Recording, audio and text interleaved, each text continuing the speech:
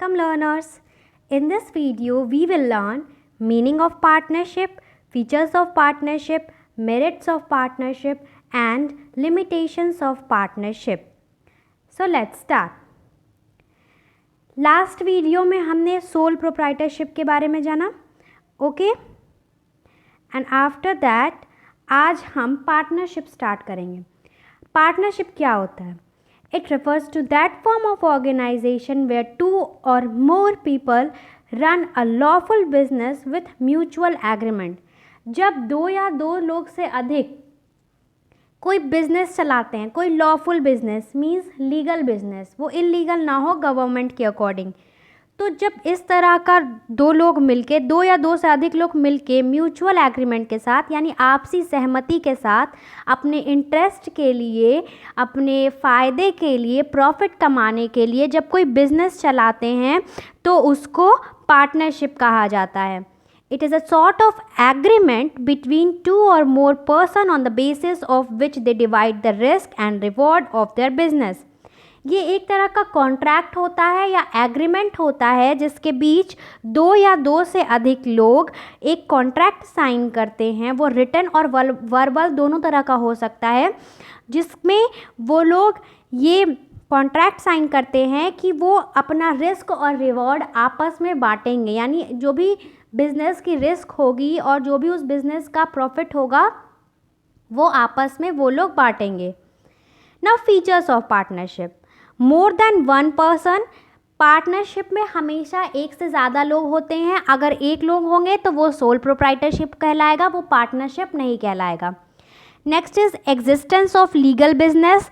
कोई भी बिजनेस अगर पार्टनर्स मिलके कर रहे हैं तो वो लीगल होना चाहिए, इलीगल नहीं होना चाहिए और बिजनेस होना चाहिए. ये नहीं कि बस दो लोग किसी भी रीज़न से पार्टनर्स नहीं बन सकते हैं. किसी अगर बिजनेस के पर्पस से पार्टनर्स बन रहे हैं अगर दो लोग, तो वो पार्टनरशिप. अगर जैसे दो लोग शादी करके पार्टनर बन रहे हैं तो वो पार्टनरशिप बिजनेस नहीं है. बिजनेस होना ज़रूरी है और वो भी legal business, lawful business. Third one is contractual relationship. Partners के बीच में एक कॉन्ट्रैक्ट साइन होता है जिसमें कि वो रिस्क और रिवॉर्ड की सारी बातें करते हैं, और वो जो कॉन्ट्रैक्ट होता है, वो जो कॉन्ट्रैक्ट साइन करते हैं वो लोग, इससे उन लोगों के बीच एक कॉन्ट्रैक्चुअल रिलेशनशिप बन जाता है. Next is profit sharing.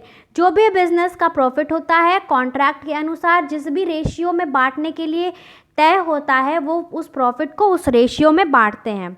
Other is unlimited liability.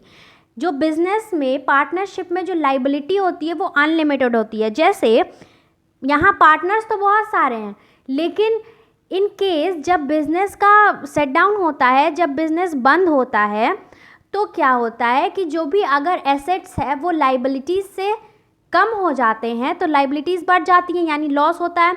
तो वो लॉस, सारे के सारे लॉस पार्टनर्स को ही बियर करने पड़ेंगे. वो कम भी हो सकता है, वो ज़्यादा भी हो सकता है, वो किसी भी एक्सटेंट तक हो सकता है. तो इस तरह से जो लाइबिलिटी होती है पार्टनर्स की वो अनलिमिटेड होती है. वो किसी भी एक्सटेंट तक जा सकती है, लेकिन वो उसी रेशियो में बांटेंगे जिस रेशियो के अनुसार कॉन्ट्रैक्ट में तय हुआ है. Next is restrictions on transfer of interest. Business में कोई भी नए पार्टनर्स को लाने के लिए सारे पार्टनर्स का एग्रीमेंट, सारे पार्टनर्स की हामी होना ज़रूरी होती है. सारे पार्टनर्स अगर एग्री करेंगे कि हाँ इसको नया पार्टनर में शामिल करना है तो ही नया पार्टनर आ सकता है.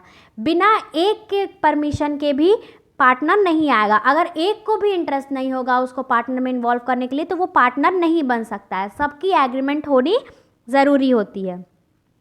Now merits of partnership. Easy formation. Partnership बनाने के लिए एक सिर्फ कॉन्ट्रैक्ट की ज़रूरत होती है. वो वर्बल या रिटन दोनों हो सकता है. रिटन होता है तो वो लॉन्ग टर्म के लिए फ़ायदेमंद होता है. जैसे अगर मान लो कोई चीट होता है किसी भी पार्टनर्स की तरफ, तो वो कॉन्ट्रैक्ट अगर साइन किया रहेगा, कुछ अगर रिटन डॉक्यूमेंट्स होंगे तो उसके लिए वो फाइल केस कर सकता है. वरना अगर वर्बल पार्टनरशिप होगी तो उसके पास कोई सबूत नहीं रहेगा. Next is balance decision making. जो भी डिसीज़न मेकिंग होता है वो पार्टनर्स के, सारे पार्टनर्स के सहमति से होता है. एक अकेला पार्टनर डिसीज़न नहीं ले सकता है, सबकी सहमति होगी तभी कोई डिसीज़न उस बिज़नेस में लिया जाता है. Next is more funds. ज़्यादा से ज़्यादा पार्टनर्स, ज़्यादा से ज़्यादा फंड। सोल प्रोप्राइटरशिप में क्या होता था, एक सिंगल बंदा रहता था जिसके वजह से फंड जो होता था, कैपिटल जो होता था वो लिमिटेड हो जाता था। लेकिन पार्टनरशिप में जैसे जैसे पार्टनर्स की संख्या बढ़ेगी वैसे वैसे फंड्स भी बढ़ेंगे। शेयरिंग रिस्क, जब फंड्स बढ़ेंगे प्रॉफिट शेयरिंग होगा तो रिस्क भी शेयरिंग होगा। सिर्फ प्रॉफिट तो शेयर करेंगे नहीं, अब वो साथ में वो रिस्क भी शेयर करेंगे, तो इस तरह से रिस्क भी बढ़ जाता है। लेकिन लाइबिलिटी अभी भी अनलिमिटेड ही है, लाइबिलिटी लिमिटेड नहीं हुई है। क्यों नहीं हुई है liability limited?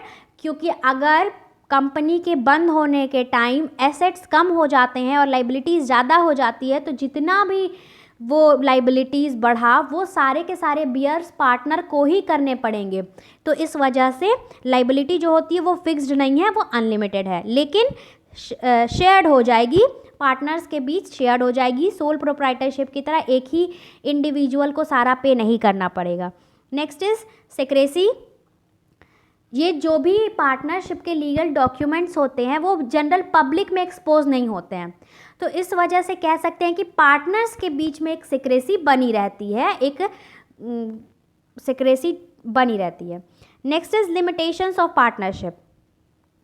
Unlimited liabilities, unlimited liabilities मैंने अभी बताया, जो पार्टनर्स हैं उनके बीच की जो लाइबिलिटीज़ है, जो रिस्क बियरिंग का पावर है वो अनलिमिटेड है।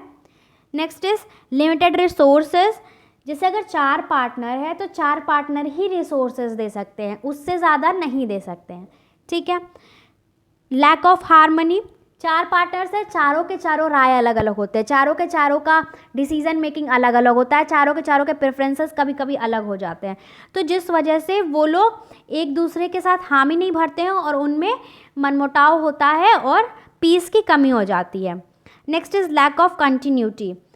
अगर एक भी पार्टनर की डेथ हो जाती है तो बिज़नेस को आगे बढ़ाने के लिए अगेन उन सारे बचे हुए पार्टनर्स के एग्रीमेंट चाहिए होती है, तो इस वजह से ये बिज़नेस जो होता है लंबे समय तक नहीं चल पाता है। So this is all for today. If you like my video please like, share and subscribe to my channel. Thank you.